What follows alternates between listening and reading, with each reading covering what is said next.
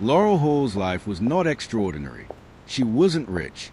She wasn't powerful. And she wasn't the kind of woman the world stopped to admire. But she was kind.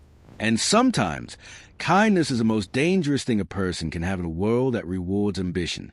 Every morning, she woke up before sunrise, took the same crowded train, and walked into the glass towers of Carter subsidiary offices, just another face in a system that barely noticed her existence. But Laurel never complained, because she believed something most people eventually stopped believing, that one day, life would notice her too. Carter Global Holdings wasn't just a company.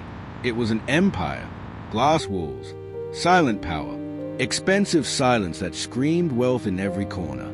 And Laurel Hall worked at the very bottom of it, a junior marketing assistant. She organized files, scheduled meetings, answered emails that weren't even meant for her eyes. But she never felt small, not until the day he arrived. It was a Tuesday morning when everything changed. The elevator doors opened, and the air itself seemed to shift. Mason Carter stepped out, tall, controlled, effortlessly powerful. The kind of man who didn't need to introduce himself, because everyone already knew who he was. Billionaire, CEO, heir to one of the most influential business empires in the country. Conversation stopped. Typing slowed. Even time seemed to hesitate. And Laurel unknowingly looked up. She didn't know why she looked at him. Maybe it was instinct, maybe curiosity, or maybe life was already setting its trap. Their eyes met, just for a second, but that second stretched longer than it should have. Something unspoken passed between them. Not love, not yet. Something more dangerous. Recognition, without memory. And then there was Chloe Bennett, Laurel's best friend since childhood. The kind of friend who always remembered birthdays, always showed up when needed, always smiled at the right time. But Chloe had learned something early in life. The world doesn't reward kindness. It rewards positioning.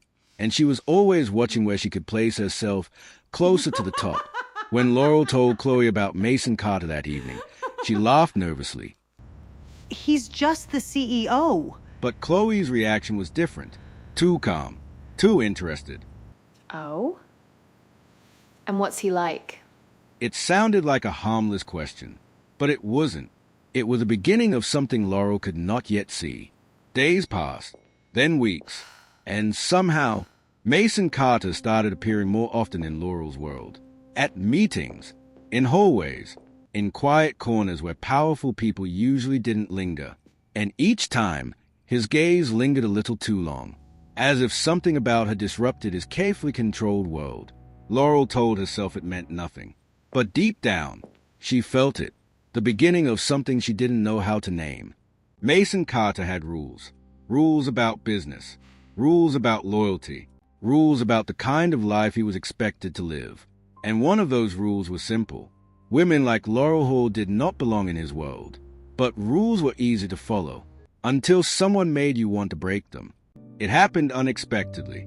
A late evening meeting ran longer than planned. Most employees had already left. Only Laurel remained, organizing final documents. She didn't notice him at first, until his voice broke the silence. You always stay this late? That conversation should have ended quickly, but it didn't, because for the first time, Mason wasn't speaking to an employee, and Laurel wasn't speaking to a billionaire. They talked about small things, life, pressure, expectations, and when she laughed, Mason forgot for a moment who he was supposed to be. But neither of them knew that someone had already started watching them, and that love was not the only thing growing in the shadows. Betrayal had already begun. Over the next few weeks, Mason and Laurel's connection deepened. What began as casual conversations became something they both anticipated. Mason found himself looking for reasons to visit her department. Laurel found herself smiling whenever she saw his name appear on meeting schedules. For the first time in years, life felt exciting, hopeful, dangerously hopeful. One Friday evening, Laurel sat across from Chloe in their favorite cafe. The little corner table had been there since college, the place where secrets were shared, dreams were built, and where betrayals would quietly begin. Laurel stirred her coffee nervously. Then she smiled, a genuine smile, the kind that comes from happiness too real to hide. I think I'm falling for someone. Chloe froze for a fraction of a second, a tiny pause most people would never notice. But behind her smile, something tightened. Who? Mason. The name landed like a stone. For a moment, Chloe simply stared, not because she was surprised, because she already suspected. She had seen the way Mason looked at Laurel, and she hated it. That night, Chloe couldn't sleep. She lay awake staring at the ceiling, replaying every detail, every conversation, every glance she'd witnessed between Mason and Laurel. The more she thought about it, the more unfair it felt. Why Laurel? Why did good things always seem to happen to Laurel? Growing up, Chloe had always been the one fighting harder, working harder, wanting more. Yet somehow Laurel always attracted people naturally. Friends trusted her, strangers liked her, and now, even Mason Carter wanted her. The billionaire every woman in the city dreamed about. The man Chloe secretly admired from afar. The man who represented everything she had ever wanted. Power, security, status, a life beyond struggle. And Laurel had him, without even trying. The thought made Chloe's stomach twist. A few days later, Mason finally stopped pretending. He invited Laurel to dinner, not as her boss, not as a CEO, as a man interested in a woman. Laurel almost said no, not because she didn't want to go, because she was afraid. Afraid that someone like Mason Carter could never truly want someone like her. But she went, and that dinner changed everything. They talked for hours, about family, dreams, failures, the expectations that came with their very different worlds. For the first time, Mason wasn't the billionaire everyone admired. He was simply a man trying to be understood. And Laurel listened, really listened. By the end of the evening, Mason knew this wasn't infatuation. This wasn't curiosity. He was falling in love. Relationships rarely stay secret for long, especially when one person is a billionaire. Soon whispers began moving through the company. Employees noticed, executives noticed, and eventually, Mason's family noticed. Richard Carter was the first to react. His disapproval was immediate. She's just an employee. His father didn't even bother learning Laurel's name. To him, she was simply a problem, an inconvenience, a threat to carefully planned ambitions. But Mason ignored the warnings, because for the first time in his life, he wanted something his family couldn't control. The opportunity arrived unexpectedly. Laurel invited Chloe to a charity event. A simple evening, nothing unusual. At least that's what Laurel believed. The moment Chloe entered the ballroom, she saw him, Mason Carter, standing beneath crystal chandeliers, confident, elegant, powerful, even more impressive in person. When Laurel introduced him, Mason smiled politely, but Chloe noticed something immediately. His eyes returned to Laurel, again and again, as if nobody else existed, including her. And for Chloe, that was unbearable. Most people experience jealousy, then move on, but Chloe wasn't most people. Instead of letting the feeling pass, she fed it, nurtured it, protected it, and over time, jealousy transformed into something far more dangerous. Entitlement. She convinced herself that Laurel didn't deserve Mason, that she would appreciate his world more, that she would fit better beside him, that somehow she was the rightful choice. The lies became easier to believe each day, until eventually they felt like truth. The following week, Chloe made her first move. Small, harmless, almost invisible. She began asking questions. Questions disguised as concern. Questions disguised as friendship. Questions Laurel answered without hesitation. Because why wouldn't she? This was Chloe, her best friend, the person she trusted most. Every detail Laurel shared became information. Every vulnerability became ammunition. And Chloe quietly collected it all. As weeks turned into months, Mason and Laurel grew closer than ever. They imagined a future together. A future neither realized was already under attack. Because while they were building love, someone else was building doubt. One lie at a time. One manipulation at a time. One carefully calculated step at a time. And soon, the first crack would appear. A crack small enough to ignore. but large enough to destroy everything. The first obstacle wasn't Chloe. It was Mason's family. The Carter family had spent generations building power. To them, marriage wasn't about love. It was about alliances, influence, legacy, and Laurel Hall represented none of those things. One evening, Mason sat across from his parents in the Carter mansion's formal dining room. The atmosphere was cold, carefully controlled, the kind of room where people discuss billion-dollar deals without raising their voices. Richard Carter folded his hands. We need to talk about Laurel. Mason immediately knew where the conversation was heading. I love her. Love doesn't build empires. The words hung heavily in the air. Mason's mother, Evelyn Hart, sighed softly. She's a nice girl, Mason. But nice isn't enough. Most people would have been intimidated by the Carter family. Chloe saw opportunity. She knew exactly what Richard Carter wanted. A woman who would strengthen the family's image. A woman who understood wealth, status, influence. So she began quietly placing herself in their orbit, attending charity events, networking with social circles connected to the family, showing up in places where powerful people notice faces. Soon enough, Evelyn Hart knew Chloe's name, and unlike Laurel, that was exactly what Chloe wanted.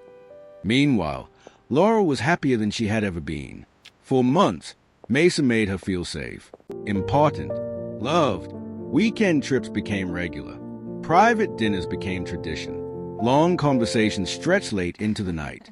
Sometimes they talk about marriage, sometimes about children, sometimes about the future, a future that seemed impossible to break. And that was exactly why Chloe hated it. Every smile Laurel wore felt like a reminder that someone else was living the life Chloe wanted. The first lie was small, so small that nobody noticed. One afternoon, Chloe casually mentioned seeing Mason having lunch with another woman. I saw Mason having lunch with another woman. Probably a business meeting. You're probably right. But she had accomplished exactly what she wanted. The lie wasn't meant to be believed. Not yet. It was meant to plant a seed. Because seeds don't become trees overnight. They grow, slowly, quietly, until they're impossible to remove. Richard Carter wasn't blind. He noticed Chloe, her confidence, her ambition, her ability to fit naturally into elite circles. Compared to Laurel, the difference seemed obvious. One evening, Richard invited Chloe to a charity fundraiser hosted by the family. The invitation surprised her, but she accepted immediately. And by the end of the night, Richard had formed a dangerous conclusion. If Mason wouldn't leave Laurel willingly, perhaps he simply needed a better alternative. Soon, Chloe started appearing everywhere Mason happened to be. A networking luncheon, a charity event, a business conference. Always by chance, always accidental. At least that's what it looked like. Mason barely noticed, but Chloe noticed everything. What he liked, what frustrated him, what made him laugh. She studied him carefully, not because she loved him, because she wanted to win.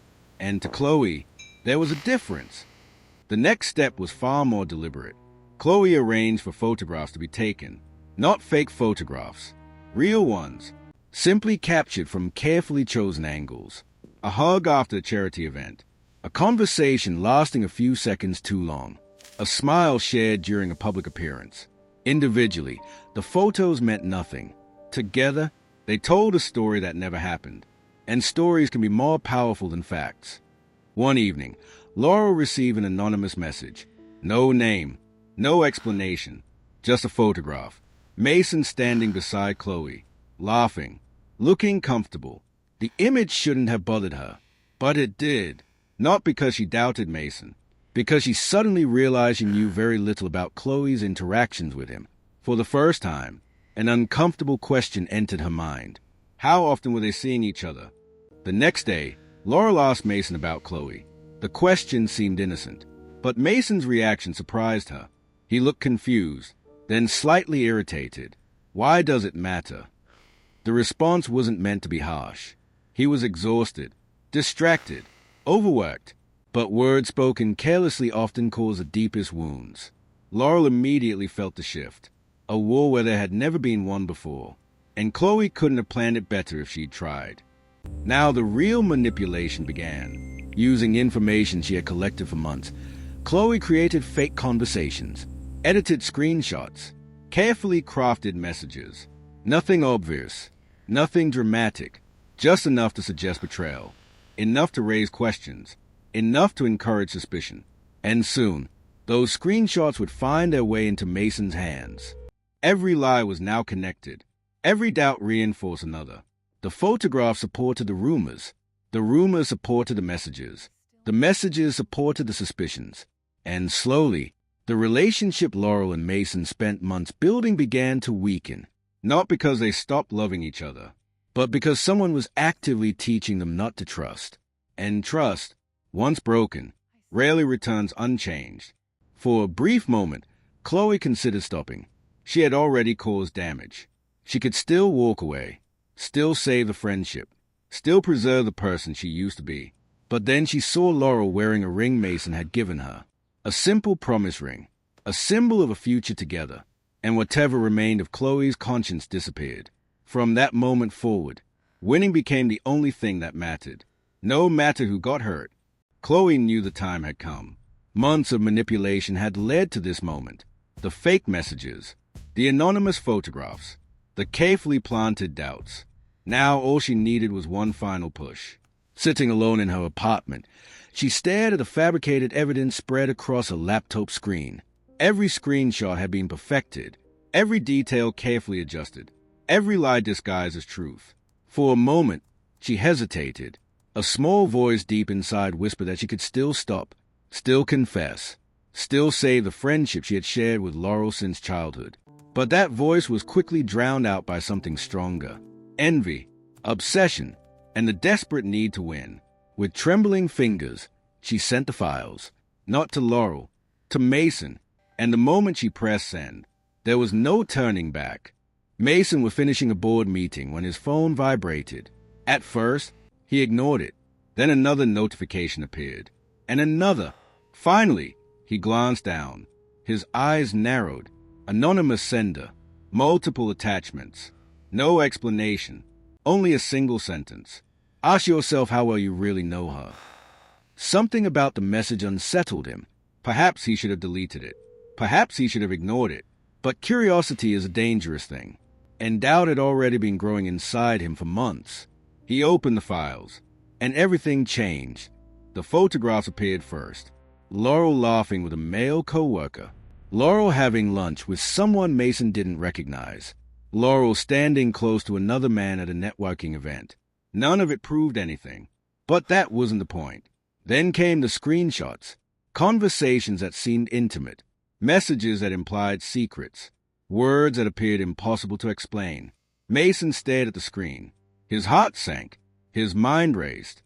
Part of him wanted to dismiss everything. To trust Laurel. To call her immediately. But another voice whispered louder. What if it's true? And once that question enters the mind, it becomes difficult to silence.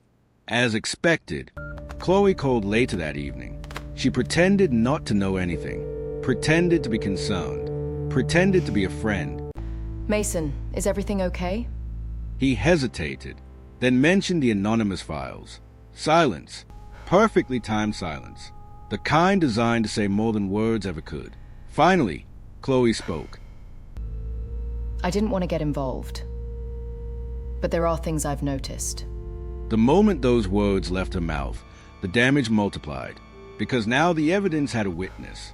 Someone Mason trusted, someone he believed would never lie. Over the next few days, Mason became distant. The change was subtle at first. Missed calls, shorter conversations, delayed replies. Laurel noticed immediately.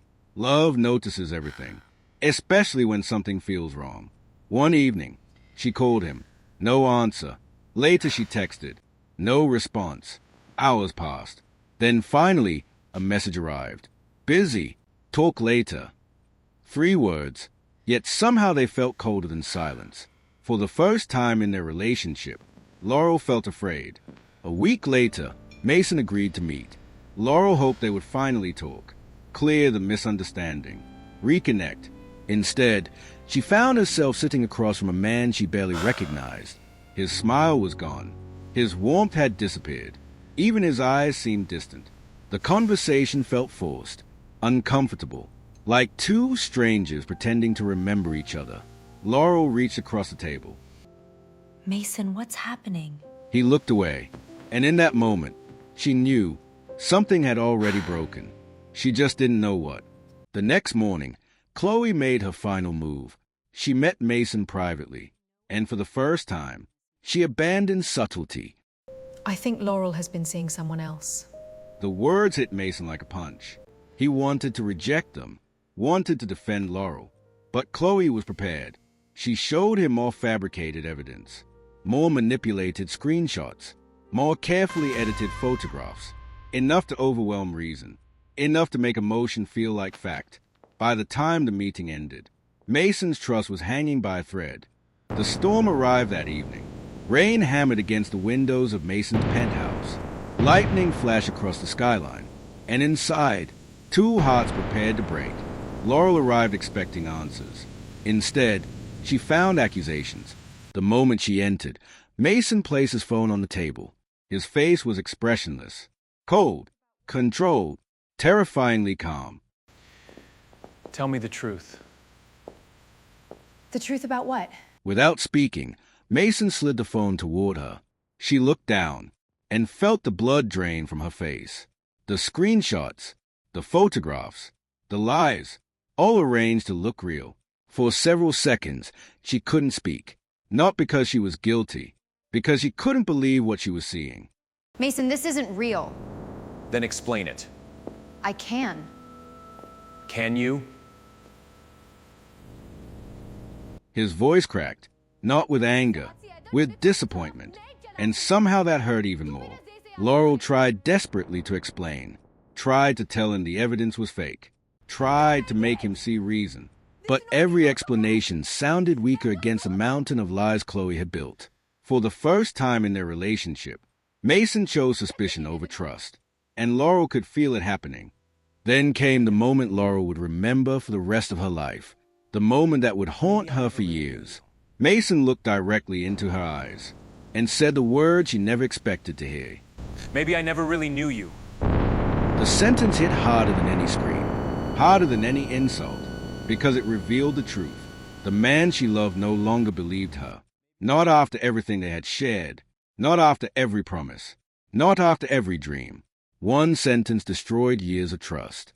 And then the final blow arrived. The apartment door opened. Laurel turned and froze.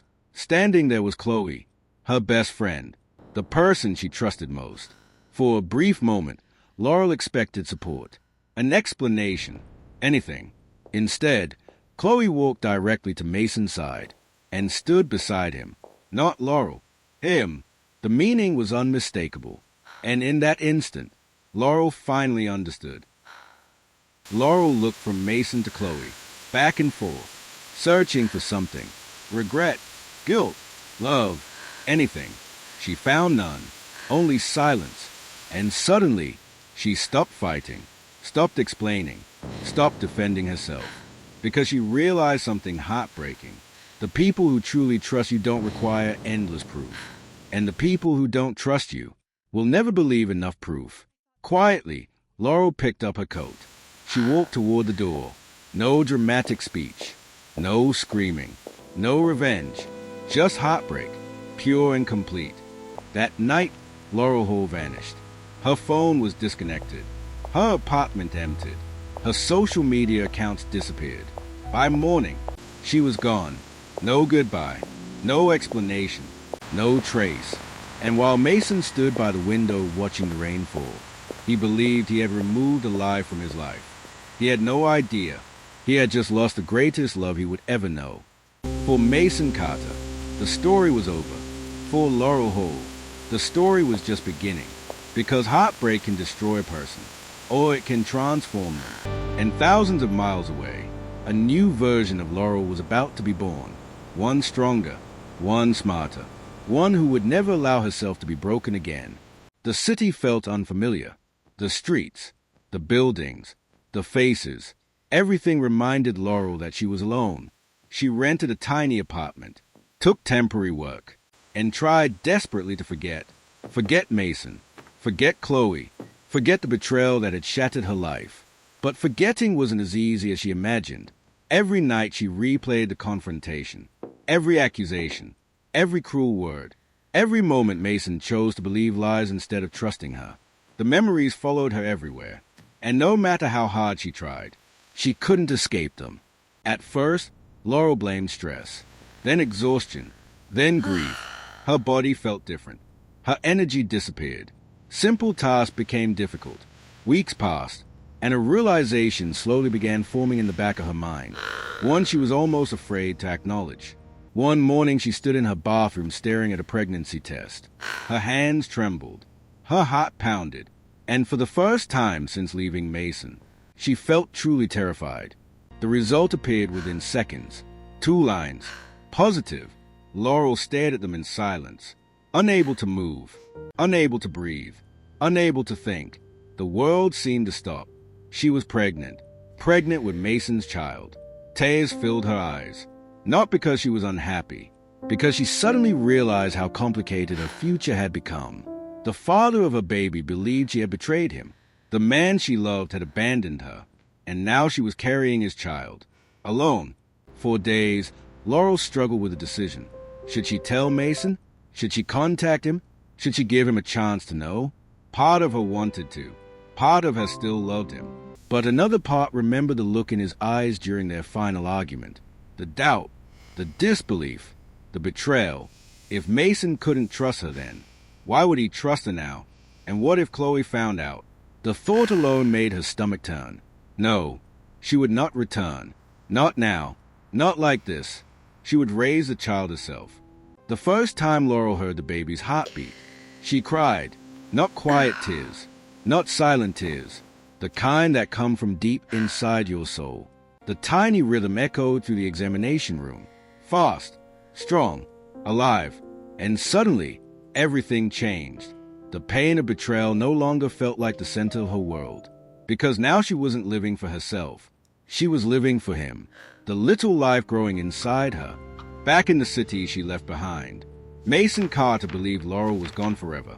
Months passed, then years, and eventually he married Chloe Bennett, the woman who had been there during his heartbreak, the woman he believed had supported him, the woman he thought he could trust. The wedding made headlines.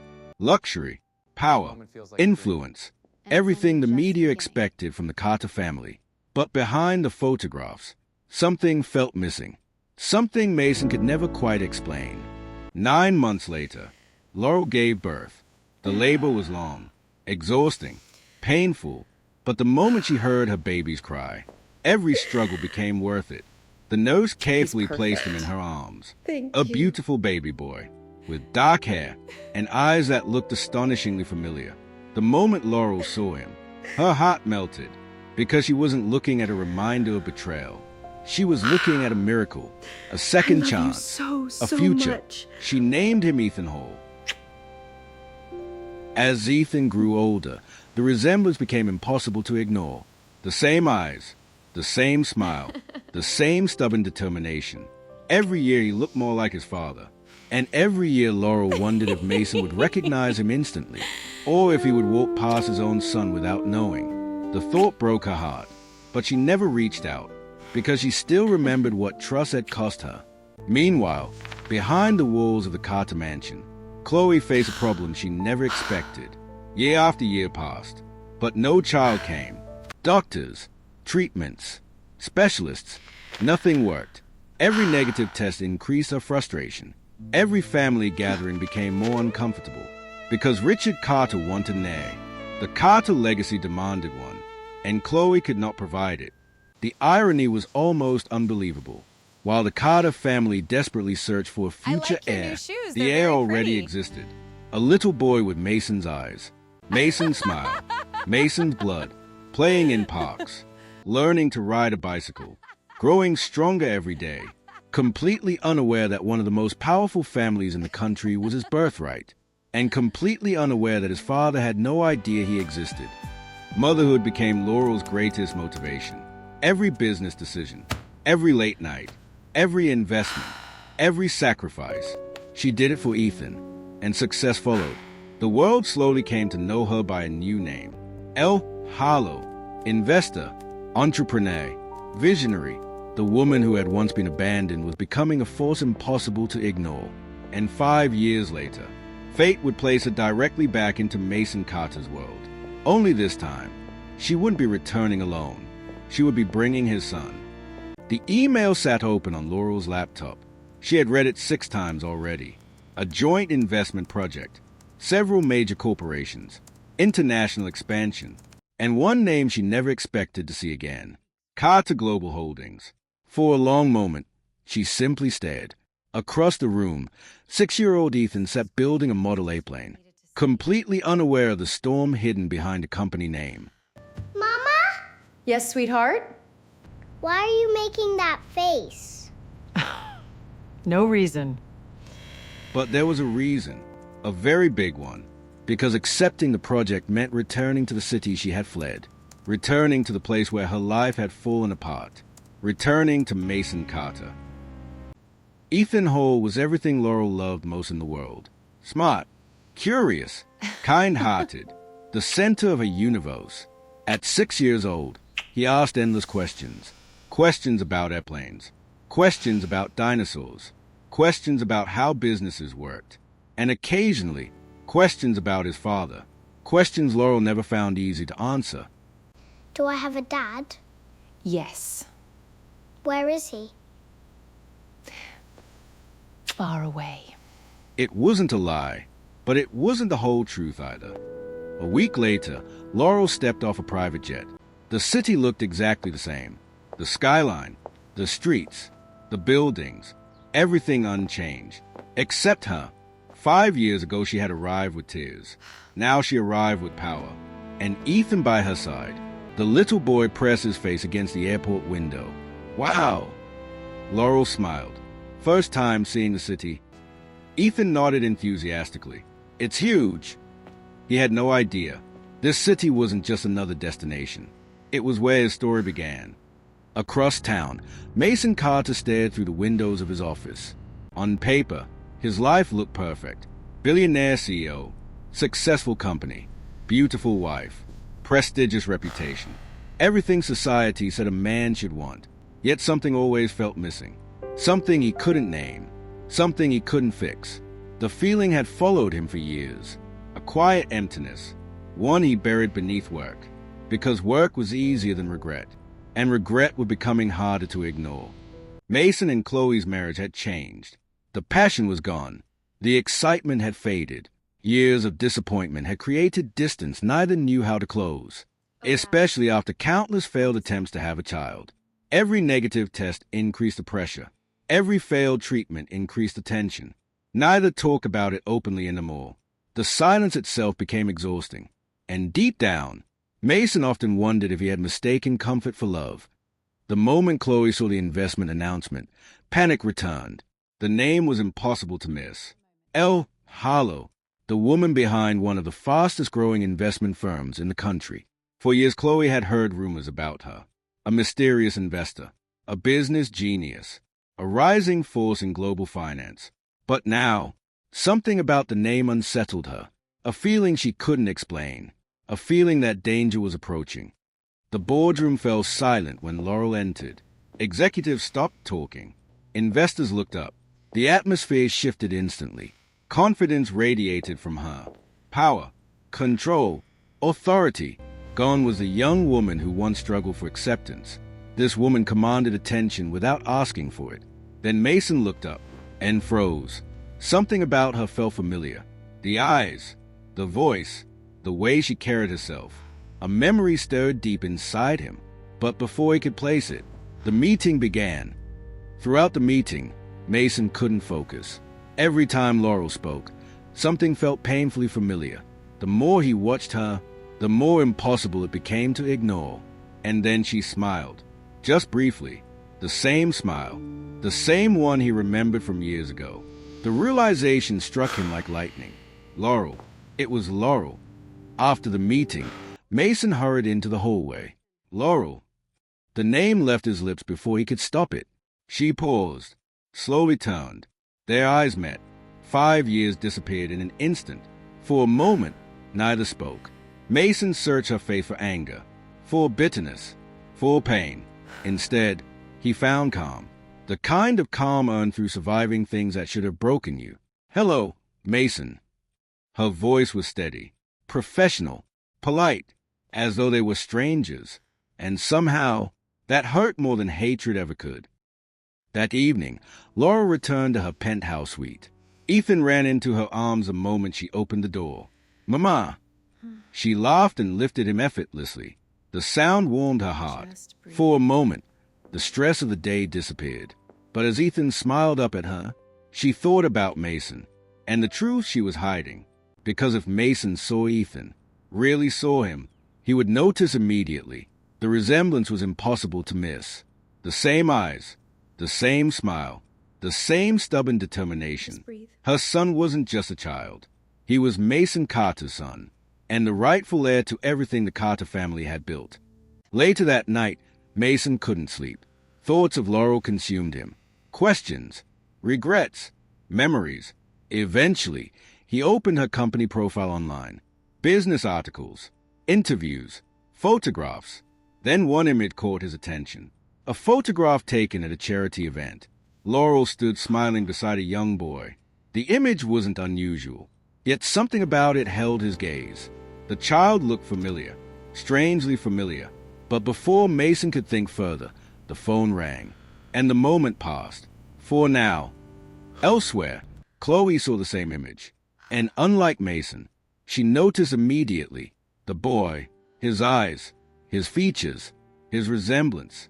A chill ran down her spine. No, it couldn't be, could it? For the first time in years, genuine fear entered Chloe's heart. Because if Laurel had returned with Mason's child, everything Chloe built could collapse. The photograph stayed on Mason's mind. Days passed. Board meetings came and went. Business deals were negotiated.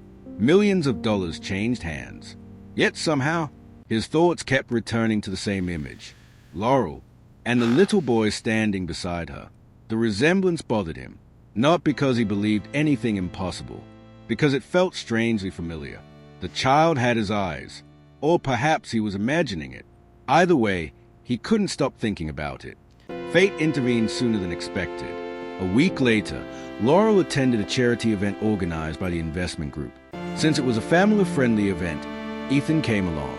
The little boy was fascinated by everything.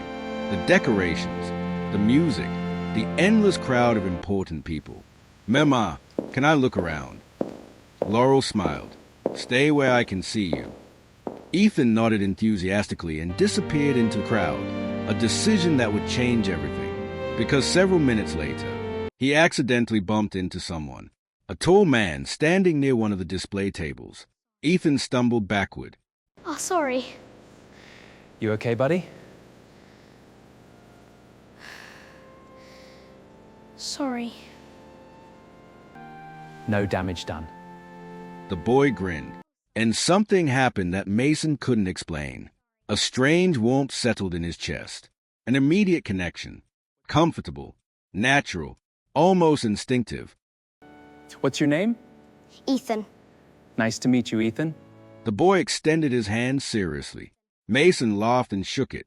The gesture reminded him of himself as a child. And somehow, that realization made his heart skip. Across the room, Laurel looked up and froze. For a second, she couldn't breathe. Mason and Ethan were standing together, talking, laughing, completely unaware of the truth connecting them. Her heart began pounding. This was the moment she had feared for years. The moment destiny finally stopped waiting. Laurel moved quickly through the crowd, but before she could reach them, Ethan pointed toward her. "There's my mom." Mason followed the direction of his finger and saw Laurel approaching. Immediately, everything became clear. The child from the photograph, the child at the event, the child standing beside him, Laurel's son. Laurel forced herself to remain calm. Ethan, Mama, I met Mr. Carter. Ethan is a great kid. thank you. Professional, controlled, distant, yet her heart was racing, because he could already see it. The resemblance, the similarities, the connection neither of them understood. Not yet. That night, Mason couldn't stop thinking about Ethan. The boy's smile, his confidence, the strained feeling of familiarity. Eventually, curiosity won. The next morning, he asked his assistant to gather information. Nothing invasive, nothing inappropriate, just public information. Who was Ethan Hall? How old was he? Where had he been born? Simple questions, questions that would soon produce dangerous answers. Several days later, a file arrived on Mason's desk. He opened it casually, then stopped breathing. Date of birth. His eyes locked onto the numbers. He counted backward. Once, twice, 3 times. The timing matched. Perfectly. Too perfectly. His hands tightened around the file. Suddenly, memories flooded back. The final months with Laurel. The nights they spent together. The future they planned. The timing wasn't merely possible. It was undeniable. A terrifying thought entered his mind. What if Ethan was his son? Meanwhile, another person had started asking questions. Richard Carter, the patriarch of the Carter Empire. Years of business experience had sharpened his instincts, and his instincts were telling him something important. After seeing Ethan at the charity event, Richard ordered a private investigation. The report arrived quickly, too quickly. As he studied the information, his expression darkened, then slowly transformed into disbelief, because the possibility was impossible to ignore. The Carter A, the grandson he had spent years hoping for, might already exist. A few days later, Richard arranged a coincidence, or at least something that looked like one. Laurel and Ethan attended a business luncheon. Richard made sure he was there. When Ethan entered the room, Richard watched carefully. The boy carried himself with confidence, asked intelligent questions, and possessed a natural leadership quality unusual for his age. The more Richard observed, the more convinced he became. This child belonged to the Carter bloodline, whether Mason knew it or not. Laurel sensed the shift immediately. Too many questions, too much attention, too much interest in Ethan. Something was happening, and she knew exactly what it might be. For 6 years she had protected her son, protected him from the Carter family, protected him from old wounds, protected him from the truth. But now, that protection was beginning to crumble, and she wasn't sure how much longer she could keep the secret alive. That evening, Mason sat alone in his office. The city lights glowed beyond the glass. The file remained open on his desk. The dates, the timeline, the resemblance, the memories, every piece pointed toward the same conclusion. A conclusion he wasn't ready to face. Because if Ethan was truly his son, then everything changed. His marriage, his past, his future, everything. And for the first time in years, Mason realized he might have lost far more than Laurel. He might have lost 6 years with his child. Mason stopped sleeping properly. Every time he closed his eyes, he saw Ethan's face. The smile, the eyes, the way the boy had instinctively trusted him without fear. It haunted him, because trust like that didn't come from nowhere. It came from familiarity, from connection, from blood. He told himself it was coincidence, but his heart refused to agree. And the more he tried to forget, the more he remembered. Mason made a decision. Quiet, controlled, careful. He hired a private investigator. Not to accuse, not to confront, but to confirm. Within days, reports began arriving. Birth records, travel history, school records, medical documents, every detail about Ethan Hall. The more Mason read, the more his hand began to shake. The timeline matched perfectly. Laurel had left the city shortly after their breakup, and months later, Ethan was born. The conclusion was no longer speculation. It was becoming certainty, and certainty was dangerous. Chloe noticed immediately.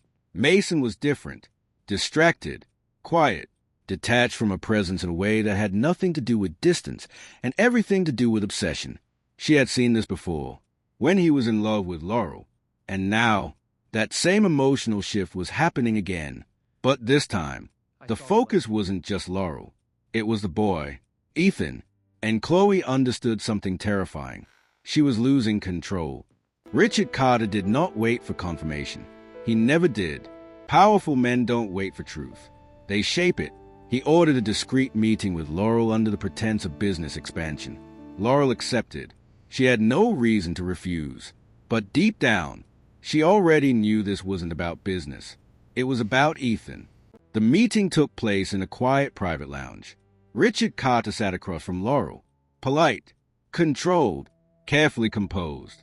But his eyes were sharp, observing everything. Ethan sat beside Laurel, drawing quietly. Richard watched the boy more than he watched her. Then he spoke. He's intelligent for his age. Thank you. How old is he again? 6. Later that night, Mason confronted Laurel privately. No anger, no shouting, just tension. What is going on? Mason, this isn't a conversation we should be having. That's not an answer. Is he mine? The question hung in the air like a breaking point. Laurel froze. For a fraction of a second, everything inside her collapsed. But she said nothing, because silence can sometimes be more powerful than truth. Unbeknownst to them, Chloe was listening, not physically, but through information, reports, observations, suspicion building like fire under dry wood. And when she heard Mason's question had finally been asked, her fear turned into panic, because denial would no longer be enough. Not anymore. If Ethan was confirmed, everything would collapse. Her marriage, her position, her control, all of it. Laurel finally spoke. Her voice was calm, but her hands were trembling. Mason, what do you think would happen if I said yes? That wasn't an answer. It was a mirror. Mason stared at her. His breathing slowed. His mind raced. Because deep down, he already knew. He just hadn't allowed himself to say it out loud. Until now, Mason stepped back. His face changed. Not anger. Not disbelief. Something deeper. Shock mixed with realization. A truth too large to process at once. He looked toward the hallway where Ethan had been earlier. Then back at Laurel. You left. And you never told me. You didn't believe me when I stayed. Silence again, because both statements were true, and both were devastating. That night, Mason couldn't breathe properly. Every memory resurfaced. The breakup, the accusations, the silence, and Ethan's face. Everything aligned now. The timeline, the resemblance, the instinctive bond, the unanswered questions. He stood in front of a mirror for a long time, then whispered to himself, "What have I done?" The waiting was unbearable. Mason checked his phone constantly. Every email, every notification, every vibration. Each one made his heart race. Then disappointment followed. No results. Not yet. Meanwhile, Laurel tried to focus on work. But concentration felt impossible. Every decision, every conversation, every meeting, her thoughts always returned to the same question. What happens after the truth comes out? Because once the DNA results arrived, nothing would ever be the same again. That evening, Ethan sat beside Laurel on the couch. His legs swung back and forth, his curiosity impossible to contain. Mama, Yes? why has Mr. Carter been around so much lately? Laurel smiled softly. Children notice more than adults realize. He likes spending time with you. I like him too. The answer warmed her heart and terrified her at the same time, because Ethan was already forming a bond with Mason, without knowing why. The results arrived on a rainy Thursday afternoon. No dramatic warning, no preparation, just a simple notification. Mason stared at the screen. For several seconds he couldn't move. His finger hovered above the email. Then finally, he opened it. His eyes scanned the report, line after line, word after word, until he reached a conclusion. Probability of paternity, 99.99%. The room disappeared. The noise vanished. Everything stopped, because the little boy he couldn't stop thinking about was his son. Mason lowered the tablet. His hands trembled, and suddenly, the full weight of 6 years crashed into him. First words, First steps, first day of school, birthdays, Christmas mornings, bedtime stories, moments he would never get back, moments another man should have shared, but hadn't, not because Laurel kept him away, because he had chosen doubt over trust. And for the first time since the breakup, Mason cried, not for himself, for the little boy who grew up without a father. Minutes later, Mason called Laurel. His voice broke the moment she answered. It's true. Laurel closed her eyes. She already knew, yet hearing it aloud made everything real. For several moments neither spoke. Then Mason whispered the words he had carried for 6 years. I'm sorry. Laurel felt her chest tighten, not because the apology fixed anything, because he could hear how genuine it was. That night, Laurel sat beside Ethan's bed, watching him sleep, thinking, praying, hoping. For years she had protected him. Now she needed to trust someone else to love him too. The decision wasn't easy, but it was necessary, because Ethan deserved a father, and Mason deserved a chance. The chance he never knew he had lost. The next day, Laurel took Ethan to the park, his favorite place, a place where difficult conversations felt easier. Mama, Yes, why are we here? because someone wants to talk to you. Who? Your father. My dad? The real one? Yes, sweetheart, the real one. Mason arrived 10 minutes early, then 20, then 30. Nervous energy refused to leave him. When Laurel finally appeared, his heart stopped. Beside her walked Ethan, his son, his boy, the child he never knew existed, the child he had spent years unknowingly searching for. Ethan looked up at Laurel, then at Mason, then back again. Mama. Laurel squeezed his shoulder gently. The boy turned toward Mason and slowly walked forward. Are you really my dad? Yes. Cool. Mason laughed through tears, and Ethan laughed too. The sound healed something broken inside him. Then Ethan did something nobody expected. He stepped forward and wrapped his arms around Mason. The gesture was simple, natural, pure, but it shattered every remaining wall inside Mason. He hugged his son tightly, carefully, as though afraid the moment might disappear. For 6 years he had missed everything. But right now, for the first time, he was exactly where he belonged. Laurel stood several feet away, watching silently, watching Ethan laugh, watching Mason smile, watching father and son discover each other. The sight brought tears to her eyes, not because she was sad, because despite everything that had happened, this moment was right. It should have happened years ago, but at least it was happening now. As the afternoon came to an end, Ethan held Mason's hand, a gesture so natural it nearly broke him again. Will I see you again? You'll see me a lot. Promise? I promise. And unlike the promises of the past, this one he intended to keep. After meeting Ethan, Mason changed. The anger he once carried toward Laurel disappeared. The resentment faded. The bitterness dissolved. And in its place came clarity. For the first time in years, he began examining the past honestly, not emotionally, logically. The photographs, the messages, the screenshots, the evidence that destroyed their relationship. Something felt wrong, very wrong. The more he thought about it, the less sense it made. And once doubt entered his mind, it refused to leave. Mason ordered a complete review. Every email, every screenshot, every message, every piece of evidence from 6 years ago. A team of digital forensic experts examined everything. And within days, the truth began emerging. Metadata inconsistencies, edited timestamps, manipulated images, fabricated conversations. The evidence wasn't merely questionable. It was fake, every bit of it. Mason sat frozen. The report rested in front of him. One conclusion repeated throughout the findings. The evidence had been deliberately manufactured. Laurel never betrayed him. Not once. Not ever. The woman he loved had been innocent all along. His chest tightened. His breathing became shallow, because the realization was unbearable. He hadn't lost Laurel because of her actions. He lost her because he failed to trust her. The investigation continued. The digital trail led somewhere unexpected.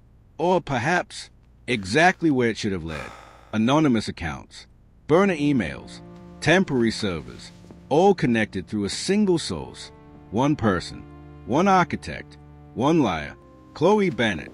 Mason stared at the report. Disbelief battled reality, but reality won, because facts don't care about emotions, and the facts were undeniable. That evening, Mason returned home. The mansion felt colder than usual.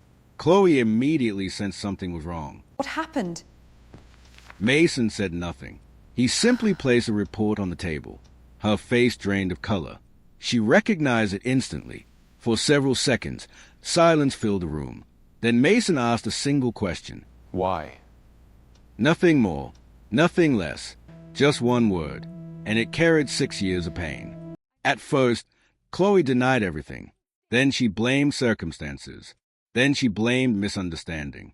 But eventually, the lies collapsed, one by one, until only truth remained. Tears streamed down her face. I loved you. I couldn't stand watching you choose her. You loved Laurel more than you ever loved me. The confession echoed through the room. Not romantic, not tragic, just selfish and devastating, because her jealousy had destroyed lives. You didn't just betray Laurel. You betrayed me. You stole 6 years from my son. Those words landed harder than anything else, because they were true. The marriage ended that night, not with screaming, not with drama, with silence, the silence of consequences finally arriving. The truth spread quickly. Board members learned the facts. Business associates learned the facts. Social circles learned the facts. The same people who once admired Chloe now whispered about her. Not because she lost Mason, because she destroyed an innocent woman, because she manipulated the truth, because she built her life on deception. Her reputation collapsed almost overnight. The attention she once craved became unbearable. A few days later, Richard Carter requested a private meeting with Laurel. When she arrived, the powerful patriarch surprised her. He stood and apologized, sincerely. I failed you. I should have looked deeper. You deserve better from all of us. For the first time in years, Laurel felt something unexpected. Closure. The hardest apology came next. Mason asked Laurel to meet him at the same park where he first met Ethan as a son. When she arrived, he was waiting, nervous, anxious, vulnerable. I don't expect forgiveness. I don't deserve it. But I need you to know something. I never stopped loving you. The words carried years of regret, years of longing, years of mistakes. And for the first time, Laurel saw complete honesty. Several weeks later, Ethan sat between Laurel and Mason during a family picnic. Life felt lighter, easier, healthier. Then Ethan asked a question, a simple question, one that instantly made both adults laugh. Why don't you two just get married? You already love each other. Mason nearly choked on his drink. Laurel burst out laughing, and Ethan looked genuinely confused, because from a child's perspective, the solution seemed obvious. Healing didn't happen overnight. Trust wasn't rebuilt in a day, or a week, or even a month. But slowly, something beautiful happened. Conversations became easier. Laughter returned. Walls came down, and old wounds began to heal. Not because the past disappeared, because they chose not to let it define the future. One evening, while watching Ethan play in the garden, Mason reached for Laurel's hand. This time, she didn't pull away. Months later, the Carter estate hosted a family celebration. Not for business, not for publicity, for Ethan, the heir, the grandson, the son, the little boy who unknowingly reunited an entire family. Richard smiled more than anyone had seen in years. Mason looked happier than he had in a decade. And Laurel, for the first time since her heartbreak, felt truly at peace. The family she thought she lost forever had finally found its way back. Years earlier, Laurel Hall left the city with a broken heart and a secret. She believed she was losing everything. Instead, she was protecting everything. Her son, her future, her second chance. And as she watched Ethan run across the lawn with Mason beside him, she realized something important. The greatest victories aren't about revenge. They're about healing. Because in the end, the truth didn't destroy her. It set her free. 1 year later, Mason and Laurel renewed the promised life had interrupted years before, this time built on trust, not assumptions. Richard Carter officially named Ethan as successor to the Carter legacy. And Ethan, he finally got what he wanted most.